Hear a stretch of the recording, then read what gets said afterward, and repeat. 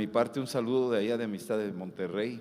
Estamos orando por ustedes, oramos por las obras que tenemos y que muchos están abriendo diferentes frentes. Tenemos gente en Camboya, en Japón, allá en Estados Unidos. Ahorita ya tenemos gente en España. Estamos abriendo brecha con el favor de Dios. Si Dios permite, queremos seguir abriendo en otros lugares. Acabamos de abrir Dubái. Empieza a abrirse una obra allá en un país musulmán. Y así estamos queriendo impulsar, animar los que tienen un llamado, que se lancen, que cumplan su llamado, su propósito, porque al final de los tiempos lo único que va a contar es qué fue lo que hiciste. Lo único que te llevas de este mundo es qué sembraste en este mundo para el reino. Esa va a ser tu cosecha y eso es lo que te vas a llevar. Lo demás se va a quedar, hasta los tenis se van a quedar. ¿Sí? Así es que más vale que hagamos una inversión correcta. Yo tenía negocios, soy ingeniero químico de profesión y me especialicé en alimentos y después me abrí un negocio y me iba muy bien, pero un día me pregunté, ¿y ahora qué sigue? ¿Acumular más dinero? Ya tenía todo lo que quería y un día el Espíritu Santo me tocó hace 40 años, hoy en este año cumplo 40 años de haber encontrado a Cristo. Y ese día radical tocó mi vida. Yo le estaba haciendo la pregunta, ¿qué sigue de esto? O sea, ¿de qué se trata la vida? ¿De qué se trata la vida? Y en esa búsqueda Dios oyó mi clamor y por su misericordia, mi suegra oraba por mí mucho y yo soy de los pocos afortunados que tienen una suegra muy linda. Ay, sí. Ya está con el Señor, ya el año pasado se fue ya con el Señor. Pero ella estuvo orando por nosotros hasta que vino la revelación, vino la salvación, vino el paquete completo. Y a partir de ahí Dios empezó a moverse de tal manera que empezamos a entender que teníamos que soltar las redes, que teníamos que soltar el arado, que teníamos que seguir el llamado, el manto de Elías que había pasado encima de nosotros y vámonos. Y después de eso Dios nos empezó a mover allá en la ciudad de Puebla, abriendo obras, yendo a hospitales, a cárceles, y luego abriendo en diferentes lugares, en Tlaxcala y luego en Pachuca, y luego más lejos Dios nos envió a Japón, y allá estuvimos en Japón 10 años, mi esposa y mis 3 hijos y yo, y era un loco, y sigo siendo un poquito loco, Alan sabe, ¿verdad? Que necesito terapia,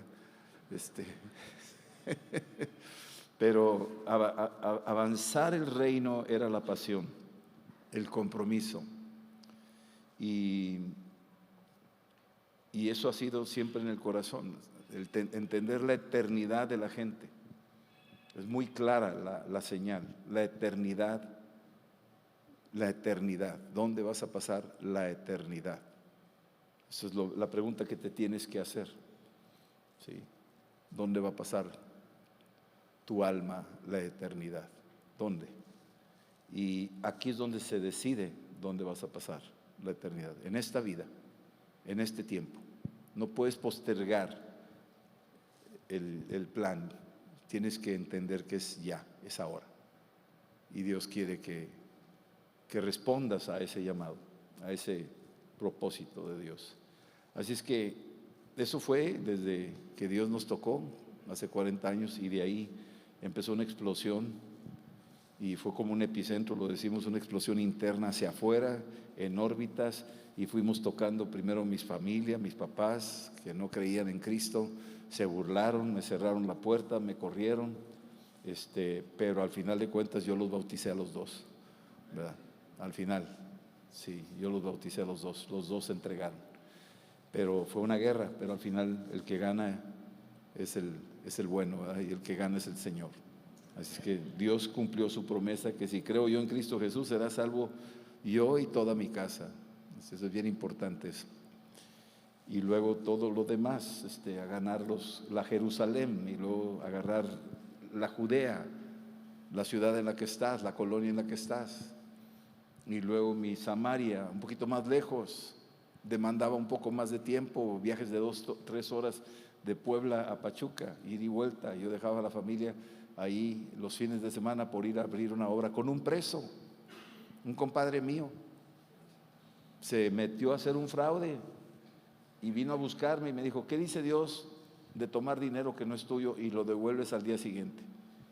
Dije, mira qué chulo pelado. Pues eso es robo. No, pero lo tomé un día, el viernes, y el lunes lo entrego. Dije, pues no lo hagas, no, eso está mal, eso es un fraude. Pues estoy de acuerdo con un gerente del banco y lo voy a hacer. Le dije, pues no lo hagas. Pues ora por mí para que no lo haga. Le dije, pues okay. ¿Cómo que ora por mí para que no lo haga? Y lo hizo. Al mes llegó y me dijo, ¿y sabes qué? ¿Te acuerdas aquella vez que sí? Pues ya me agarraron, mano. Ya lo agarraron al gerente, me andan buscando. ¿Qué hago? ¿Corro o qué?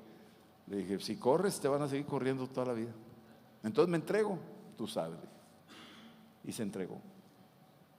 Lo metieron a la cárcel. El delito fue en Pachuca, fuimos. Y ahí en Pachuca empezamos a ir a visitar a mi querido compadre. Pero él empezó a testificar de Cristo, y arrepentidísimo, ¿verdad? Y empezó a testificar a medio mundo. Y nació una iglesia dentro de la cárcel de Pachuca. Y luego vinieron gente de afuera de la cárcel a visitar la iglesia. Y nació una obra ahí en una casa. Y pum, pum, pum, pum, pum. Y nació la obra ahí. Esa fue la manera en que Dios a veces usa aún a los cabezones, ¿verdad?, para hacer su obra. Y después de ahí Dios ya nos empezó a llamar hacia Japón de muchas maneras y fuimos también para allá. Y cuando llegamos a Japón vivimos en una colonia que se llamaba Fukusumi y no sabíamos qué significaba Fukusumi, y como a los días pregunté, hoy, ¿qué significa Fukusumi? Y la palabra es Fukusumi. Fuku es bendición, Sumi es el lugar donde vives. Y el lugar donde estuvimos 10 años era el lugar donde está la bendición. No fue casualidad. Dios nos puso en un sitio donde estaba la bendición. Empezó a llegar gente, empezamos a ministrar y la obra empezó a crecer y Dios nos dio mucha gracia, mucha gracia. Hace poco me habló la pastora porque una mujer, se llama Rumiko, fue la intérprete nuestra desde que llegamos. Yo le decía, Señor, no hablo bien japonés, yo no la voy a hacer. Y dijo, no te preocupes, yo me encargo. Moisés dijo que no podía hablar y le mandó a Aarón, porque Moisés era tartamudo. Yo me encargo. Y le creí y llegué, y dicho y hecho, la primera semana que llegué llegó ella y dijo, Dios me dijo que yo iba a ser tu intérprete. Y se quedó 10 años con nosotros como intérprete. Y recientemente hablé con ella y su papá le dio un infarto y se murió, pero volvió a la vida. Y el papá, yo le estuve compartiendo en esos 10 años y nunca ha querido saber nada del Señor. Pues ahora que se murió y volvió a la vida, pocos segundos de muerto y volvió a la vida, le dijo, quiero hablar contigo, porque llegué a una gran puerta y había una persona en la puerta y me dijo, tú no puedes entrar porque estás muy sucio, regrésate y límpiate. Y regresó a la vida. Así le dijo, tú no puedes entrar porque estás muy sucio, regresa y límpiate, ya después vendrás. Y dice, ¿qué significará eso? No, hombre, dijo, pues yo sé lo que significa. Pero literal, hasta los japoneses Dios les habla. Hay una gracia. Y este hombre todavía cabezón, ¿verdad? Pero déjalo, nomás auméntale el calorcito para que sienta y vas a ver cómo se va a arrepentir. Yo quería hablarles de unos personajes, 3 centuriones que hay en la Biblia. Un centurión es uno que está a cargo de 100 personas. Un centurión es un hombre entrenado para la guerra, pero tiene bajo su mando 100 hombres. Y Roma tenía centuriones por todo su imperio, pero hay muchos personajes aquí en la Biblia, especialmente 3 de ellos, donde los centuriones, que ahorita vamos a ver, estaban a cargo de 100 hombres, pero ellos, como cualquier persona, tenían, por la gracia de Dios, la oportunidad de conocer a Cristo, por la gracia de Dios. El primero que quiero mencionar está en Lucas 7, donde un centurión Versículo 1 dice que terminó sus palabras, se fue, entró en Capernaum, y el siervo de un centurión que quería mucho estaba enfermo y a punto de morir. Y cuando el centurión oyó hablar de Jesús, fíjate qué oportunidad tuvo este romano. Roma era que tú tenías que adorar, si eres centurión, adorar al César. Si estaba la estatua, tenías que inclinarte y besarle los pies, rendirle culto, ponerle flores, llevarle fruta a la estatua, porque era el Dios de Roma. Y el centurión estaba obligado, estaba casado con eso. Pero ahora Dios lo saca de Roma y lo lanza a Israel. Y en Israel hay un hombre, un carpintero de Nazaret, que está haciendo cosas extraordinarias, milagros, sanidades y todo. Y él oyó de esto, y entonces él amaba a su siervo. Estos hombres rudos podían amar a sus siervos. Y entonces fue y envió ancianos judíos, porque cuando se salió de su sistema y entró en este mundo de los judíos, veía el valor de la vida que tenían los judíos, veía la manera en que adoraban ellos a Dios, a un Dios invisible. Y sabía que Jesús era judío y habían oído de él. Este hombre amaba a Israel de tal manera que les mandó construir una sinagoga.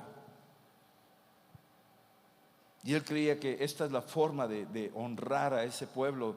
Y Dios dice: yo te bendeciré y bendeciré a los que te bendigan y maldeciré a los que te maldigan. Y este hombre bendecía a Israel, y por bendecir a Israel, Dios tenía un plan para él. Le dicen los judíos, versículo 4, Él es digno que le concedas esto porque ama a nuestra nación y nos edificó una sinagoga. Él ama a nuestra nación y edificó una sinagoga. Y entonces le pidieron a Jesús que fuera con ellos, y entonces Jesús llegó, pero se acercó y mandó, y unos siervos, envió gente ahí, unos amigos, a decirle: no soy digno.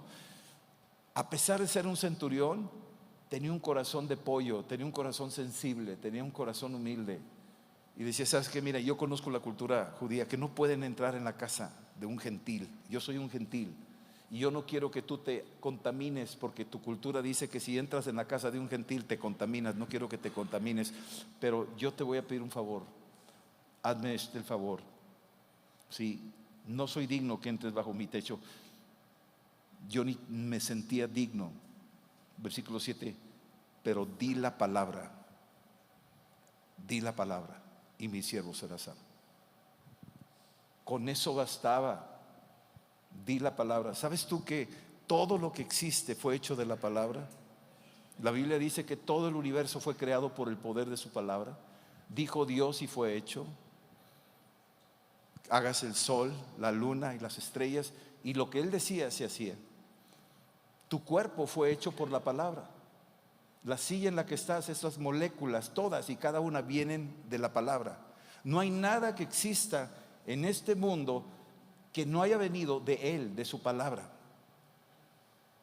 Cualquier cosa, cualquier nación, cualquier animalito, hasta las hormigas, todo vino de su palabra. Todo vino del poder de su palabra. Y la palabra es invisible. Solo puedes oírla, tal vez escrita, y la puedes más o menos ahí leer. La palabra que te estoy diciendo es invisible. Está llegando no nada más a tu cabeza, está entrando más adentro. Ni te estás dando cuenta de lo filoso que es la palabra. Es como una espada afilada. Está hasta la cocina entrando y está rompiendo algo allá adentro que tú ni siquiera te das cuenta. Así de poderosa es la palabra. Y este hombre tenía ese entendimiento. Él sabía por lo que oía que lo que Jesús hacía era algo sobrenatural, y él entendía principios, el principio de la palabra. Por eso oímos la palabra, por eso leemos la palabra aquí, porque la palabra es alimento para tu cuerpo y para tu espíritu. No solo de pan vives tú, sino de toda palabra que sale de la boca de Dios. Esa palabra está nutriendo tu espíritu, esa palabra está incrementando tu fe, esa palabra produce cosas a distancia. Le dice aquí: ¿sabes qué? Di la palabra y mi siervo será sano. Versículo 7, versículo 8, porque yo soy hombre puesto bajo autoridad. Ese es otro principio que él entendía, estar bajo autoridad. No del control que quisiéramos pensar. Algunos quieren controlar a otros, no es así. Soy un hombre bajo autoridad, yo tengo una autoridad. Y esa autoridad, como estoy bajo autoridad, los que están en esa autoridad bajo mí, yo le digo a este ve y va, y a este ven y viene, porque tengo esa autoridad y me obedecen, porque saben que estoy bajo autoridad. Y él decía, y tú estás bajo autoridad. Tú no te mueves por tu propia cuenta, tú y el Padre son uno. Tú estás continuamente diciéndonos, he oído que tú has dicho que yo no hago nada si no lo veo hacer al Padre. Estás bajo autoridad. Y si estás bajo autoridad, entonces la palabra que tú digas es como un comandante, es como un centurión que da la orden y los que están debajo tienen que obedecer. Yo no sé si este hombre enfermo era un endemoniado, pero este hombre capta ciertas cosas, tenía entendimiento de autoridad y la palabra. Y le dice, di la palabra, no tienes que ni siquiera ir, dila desde donde estás y mi siervo será sano. Jesús se maravilló. ¿Sabes tú? Hay dos veces que Jesús se maravilla. ¿Sabes cómo asombrar a Dios? Que le creas. Y la otra forma es que no le creas. Son las dos formas en que Él se maravilla. Aquí en la Biblia viene, dice que se maravilló. Al oír esto, versículo 9, Jesús se maravilló de él. Se maravilló, ¿sí? De él. Volviéndose le dijo a la gente, les digo que ni aún en Israel he hallado tanta fe. Nosotros tenemos fe para ver un juego de fútbol de España aquí, o la Fórmula 1, que muchos se desvelan por verla, ¿verdad? Y estás viéndola en otro país, pero tú la ves simultáneamente acá y le crees a la tecnología. Pero difícilmente creemos que si oramos por Ucrania, Dios va a hacer una obra allá en Ucrania. O si oramos por el presidente, Dios va a entrar a la recámara del presidente y lo va a tocar en un sueño. O si oramos por los enfermos de la ciudad, desde aquí lanzamos oración a los enfermos del hospital y Dios se mueve y puede tocar un enfermo. Difícilmente creemos eso. Pero si te comes todo lo que la tecnología te da, ¿verdad? A eso sí le crees porque tienes el aparatito ahí, ¿verdad? Pero nosotros tenemos algo más que un aparato, tenemos el Espíritu Santo. Tenemos el Espíritu Santo. Y el Espíritu Santo es Dios, está aquí y está allá. Y todo lo sabe y todo lo puede. Y Dios te ha confiado el Espíritu Santo. El centurión tenía esa sombra de la revelación de entender el poder de la palabra, el significado de la autoridad, y que podía Jesús lanzar una palabra desde donde estaba y que la palabra iba a pegar. Tú sabes que aquí hay miles de ondas de internet flotando en el aire, que si tú tienes el aparato adecuado entra esa onda. Acá está flotando millones de señales telefónicas, de internet, de televisión, de radio, así miles. Y si tienes el aparato adecuado, entra. Pues olvídate, nosotros tenemos el sintonizador de la voz de Dios instalado por la fe en Cristo. Y aunque no la vemos y a veces nos está hablando y ni le creemos, pero Dios sigue hablando, Dios se sigue moviendo, Dios sigue haciendo su obra. Y Dios está haciendo algo esta noche y la va a hacer. Y Él conoce los secretos del corazón del hombre. Aquí este centurión sabía que había secretos ahí que él no conocía cuáles eran, pero ordena, y ni siquiera dice que dijo algo Jesús. El que lo dijo fue el centurión, di la palabra y mi siervo será sano. Y Jesús dijo, nunca he visto una fe más grande. Es todo lo que dijo. No dijo, sé sano, no lo dijo desde ahí. La sola fe en Jesús activó su fe, sanidad. Y tocó a distancia al enfermo. Y el enfermo se sanó. Se sanó, dice aquí la Escritura. Y al regresar a casa, los que habían sido enviados hallaron sano al siervo que había estado enfermo. El poder de la palabra sana. Este libro que estamos leyendo produce sanidad interna, sanidad de tu espíritu, sanidad de tu alma, sanidad de tu cuerpo. Produce sanidad esta palabra. Esta palabra tiene un poder que ni nos imaginamos. Por eso el diablo odia esta palabra. Por eso viene y la roba para que no creas y no te salves. Pero esta palabra tiene poder. Tiene mucho poder. Por eso meditamos en ella de día y de noche. Por eso hacemos lo que en ella está escrito, para que nos vaya bien y todo lo que hagamos prosperará. Por eso esta palabra no volverá vacía. Esta palabra tiene poder. Y por eso se lee la Escritura y se medita en la Escritura. Y es el único libro que se sostiene solo. Solo se sostiene. Se defiende solo este libro. Proféticamente está respaldado. Tiene todo un contenido de sabiduría. Si tú meditas en él, vas a adquirir sabiduría. Si tú meditas en él, vas a nutrir tu espíritu y vas a salir con musculatura espiritual. Vas a tener con un nivel de fe por haber meditado en la Escritura.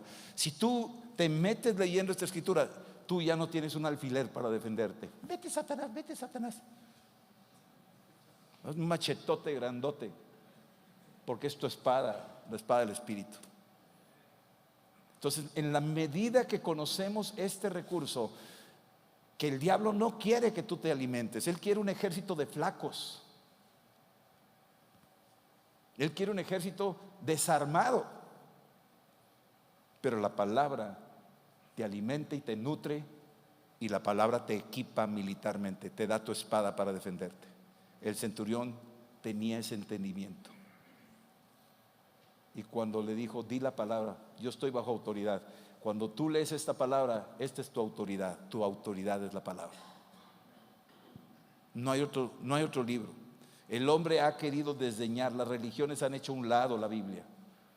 Han hecho encíclicas, han hecho miles de cosas, otros libros, millones de libros para que te entretengas. Pero este es el libro. Este es el libro, no hay otro. Y cuando te nutres de esta riqueza, empiezas a clarear tus ojos, empiezas a enderezar tus pasos, empiezas a recuperar tu herencia. Aquí está. Aquí está el poder sobre el pecado. Con esta palabra en tu corazón tú puedes vencer el pecado. Tú puedes vencer la tentación con esta palabra. Con esta palabra tu fe sube a niveles de tal manera que no te imaginas los alcances que puedes tener. Este centurión a mí me impactó. Y Jesús dice, me maravilla la fe de este hombre, porque cree en mi autoridad, porque cree en mi palabra. Y por eso yo lo honro. Y se sanó su siervo. Otro centurión. Tenemos aquí el caso de otro en Lucas 23.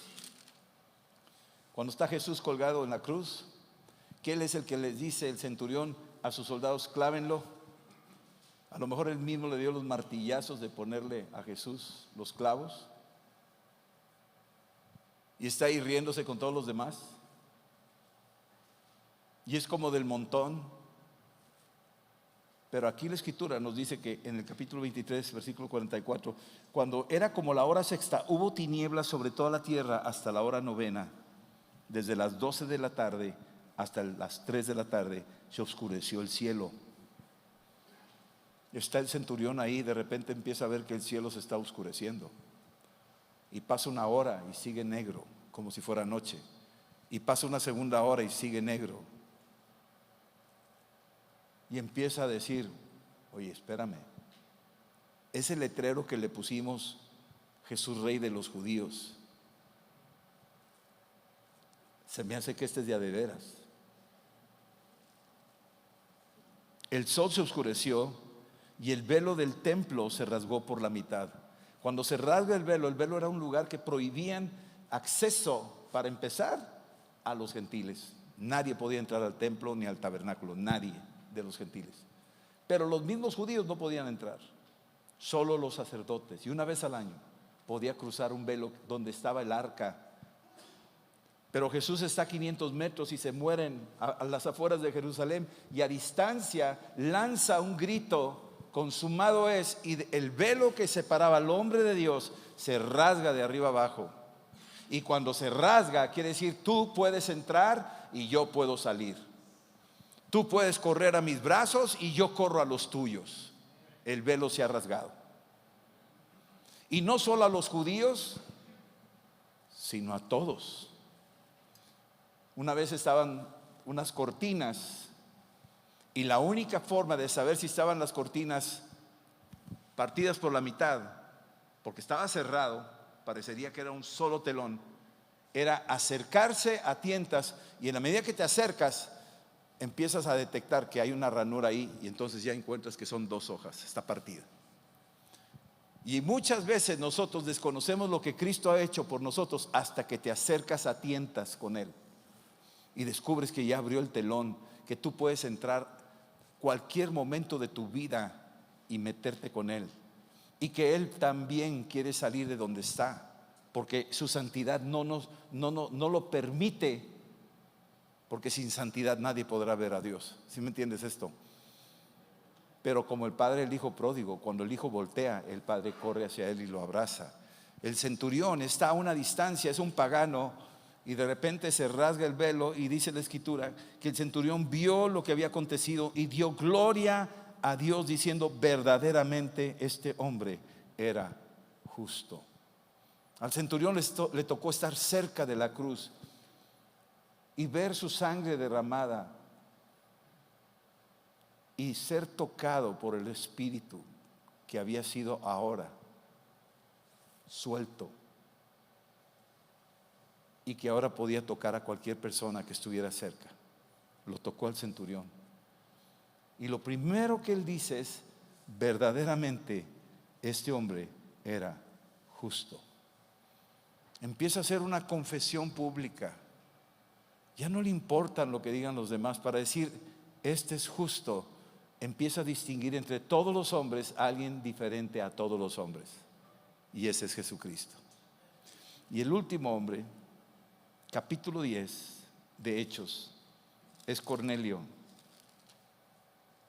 Y esto es para los padres de familia, hablar un poquito lo que este es un centurión. Había en Cesarea, capítulo 10 de los Hechos, versículo 1, había en Cesarea un hombre llamado Cornelio, centurión de la compañía llamada La Italiana. Noten cómo los paganos están siendo tocados por el evangelio. Noten eso. Quiero que tú vayas agarrando un poquito la señal. Te está agarrando a ti. No hace excepción el Señor. Agarró al que tenía un siervo enfermo.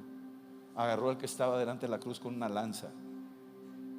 Ahora está Cornelio. Cristo ya murió y resucitó. Cristo ya se fue al cielo, pero dejó una sombra de su presencia. Muchos venían platicando las hazañas, los milagros, las sanidades. Esta gente había huido, pero no sabían nada de él. Pero este hombre dice que era un centurión. Versículo 2, era piadoso. Era un hombre que tenía temor de Dios. Dice aquí, temeroso de Dios. No era cristiano, no era judío, porque hay gente que tiene temor de Dios. Musulmanes tienen temor de Dios, hindús tienen temor de Dios, hasta los ateos tienen temor de Dios. Tienen temor de Dios, no quieren hacer las cosas mal, pero eso no quiere decir que son salvos. ¿Sí me están entendiendo? ¿Y qué dice? Con toda su casa, él inculcaba a su esposa y a sus hijos que hicieran las cosas bien, que no hicieran cosas deshonestas, que no robaran, que no mintieran. Inculcaba, era un verdadero padre de familia, era un verdadero sacerdote de su casa, pero no era salvo. Era un hombre buenísimo, mejor que muchos de nosotros cristianos. Pero fíjate lo que dice aquí. Él hacía muchas limosnas, le daba a los pobres, cosa que ni los cristianos hacemos a veces. Decimos: ¿para qué le doy? Se va a drogar, mejor no le doy, y te lo guardas. Él daba muchas limosnas. Las limosnas son para los pobres, las limosnas no son para Dios. Y al que al pobre le da, a Dios le presta. Así dice la Biblia. Cuando le damos a un pobre, le estás prestando ese dinero a Dios. ¿Y sabes lo que hace Dios cuando tú le prestas dinero a Él? Te lo paga con intereses, te lo devuelve instantáneamente. Y aquí dice que daba muchas limosnas al pueblo y oraba a Dios. Oraba a Dios. Mucha gente ora a Dios, pero ni lo conoce. Y oraba, buscaba a Dios, pero no era creyente y no era cristiano. Él estaba caminando a tumbas. Estaba como el que se le vendan los ojos contra la piñata. Y le está, dale, dale, dale, y no, ni sabe para dónde va la cosa.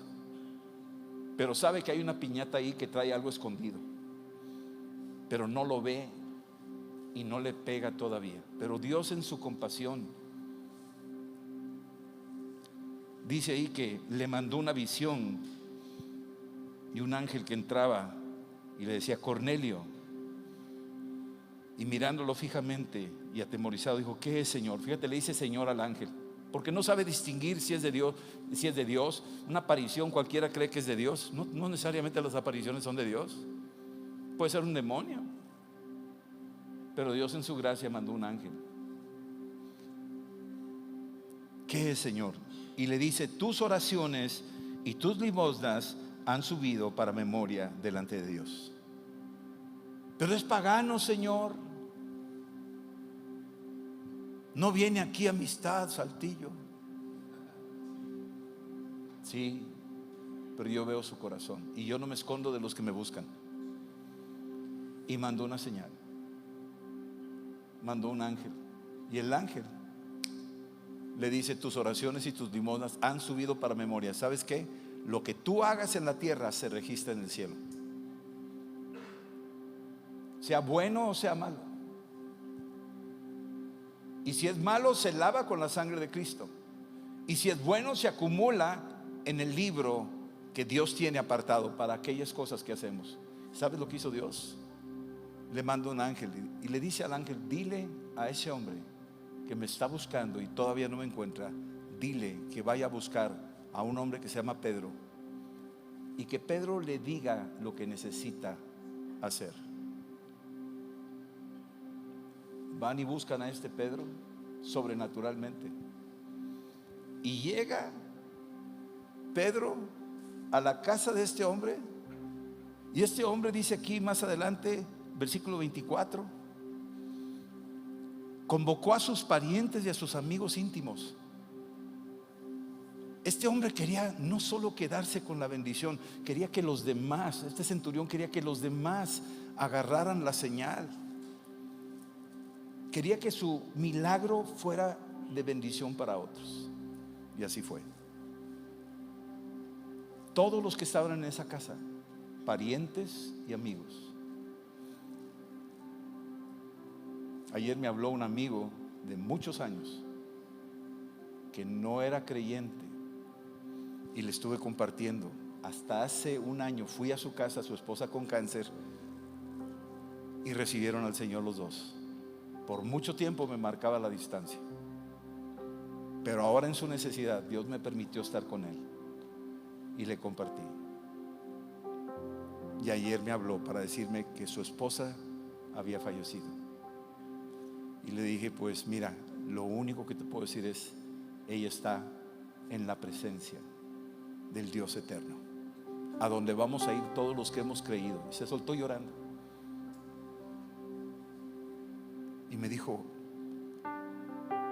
murió tranquila, y yo sé que ella está dormida, que está en buenos brazos, y que algún día yo la voy a volver a ver. Le dije: y nos vamos a volver a encontrar en aquel lugar que es la eternidad. Cornelio quería que sus parientes, sus amigos, conocieran a Cristo. Este centurión es una bomba, este hombre, porque es un ejemplo para muchos que dicen: yo me porto bien, yo soy salvo. No eran salvos hasta que oyeron el evangelio por boca de Pedro. Y dice aquí, y termino con todo esto de los centuriones, porque aquí hay centuriones. Versículo 44: Mientras aún hablaba Pedro estas palabras, el Espíritu Santo cayó sobre todos los que oían el discurso. Todavía ni pasaba al frente, todavía ni decían algo, todavía ni se bautizaban en agua, pero el Espíritu Santo vio el corazón abierto, listo, y no le pidió permiso a Pedro. Cuando el Espíritu Santo ve que el corazón está listo, no le pide permiso a nadie, entra y lo llenó.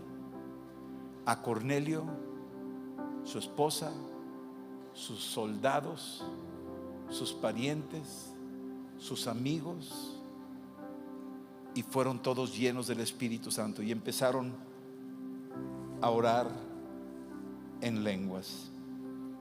Y los fieles de la circuncisión que habían venido con Pedro se quedaron atónitos de que también sobre los gentiles se derramase el don del Espíritu Santo, porque los oían que hablaban en lenguas y que magnificaban a Dios.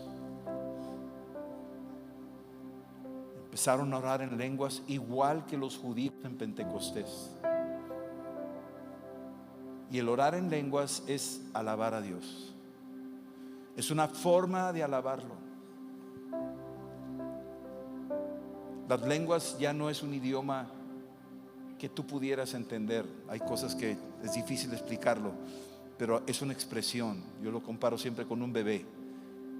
Cuando el bebé está haciendo sus primeras expresiones y dice agú, agú, agá, agá, y no entiendes ni papá, el papá que lo oye no le dice cállate, no te entiendo. No, ¿qué le dice el papá? Agú, agú, agá, agá. Pero ¿por qué, si este es un hombre inteligente? ¿Por qué lo hace así? Porque no se están comunicando de cabeza a cabeza, se están comunicando de corazón a corazón. Es otro tipo de lenguaje. El Espíritu Santo está aquí. Yo quisiera terminar con una oración.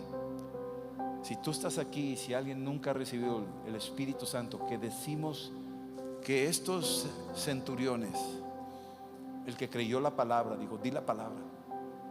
Pues yo ya solté la palabra y sé que en algún momento dado ya hizo efecto en la vida de alguien. Y luego hubo otro que dijo, yo estuve cerca de la cruz, yo vi la sangre de Jesús, el velo se ha rasgado, no sé ni qué, dónde es eso, pero el Espíritu que estaba allí encerrado en ese lugar donde estaba el arca se ha derramado y ahora anda aquí flotando. Y tocó al centurión y dijo, verdaderamente este es un hijo de Dios, porque el Espíritu Santo está aquí. Y el tercero que dice, pues yo he sido bueno, he hecho lo posible, pero me falta conocer, me falta el encuentro con Cristo. Tal vez tú nunca has tenido un encuentro con Cristo y lo necesitas. Y si eres esa persona, ponte de pie ahí donde estás. Yo quiero orar por ti. Yo hice esto hace 40 años y mi vida cambió. Si tú nunca has recibido a Jesús, te puedes poner de pie ahí donde estás. Si quieres recibir a Jesús, gloria a Dios por tu vida. Si hay alguien más, hágalo. No le dé pena. Y así, por haberte puesto de pie, Dios ya vio tu corazón abierto. Ahora yo quiero invitar a los que nunca han podido orar en lenguas. Pónganse de pie los que nunca han podido orar en el Espíritu. Pónganse de pie también. Ahí donde están. Si lo quieres. Si no lo quieres, te puedes sentar. Pero si tú quieres ese toque del Espíritu Santo en tu vida, esa llenura, ellos están confesando a Jesús como Señor. Lo van a recibir tal cual, el Espíritu Santo. Lo mismo que los que ustedes ya han recibido a Cristo. Qué bueno, pero ahora seguimos en el avance. Ellos van a recibir paquete completo, pero ustedes ya son salvos. Se pueden ir al cielo directos, pero Dios no los quiere en el cielo todavía. Dios los quiere llenos del poder de lo alto para pegarle a sus 100 soldados. Ustedes son centuriones. Dios quiere usarlos para llenar su casa de la presencia, de la gloria, del poder del Espíritu. y alcanzar a sus vecinos y amigos y ciudad y traer más. Aquí donde estás. Entonces nomás cierra tus ojos. Y yo quiero que hagan esta oración, decirle: Señor Jesús, te pido perdón por mis pecados y vengo a someterme bajo tu autoridad. Lávame con tu sangre y sálvame y lléname con tu Espíritu Santo. Espíritu Santo, ven y lléname. Bautízame con fuego en el nombre de Jesús. Ven, Espíritu Santo.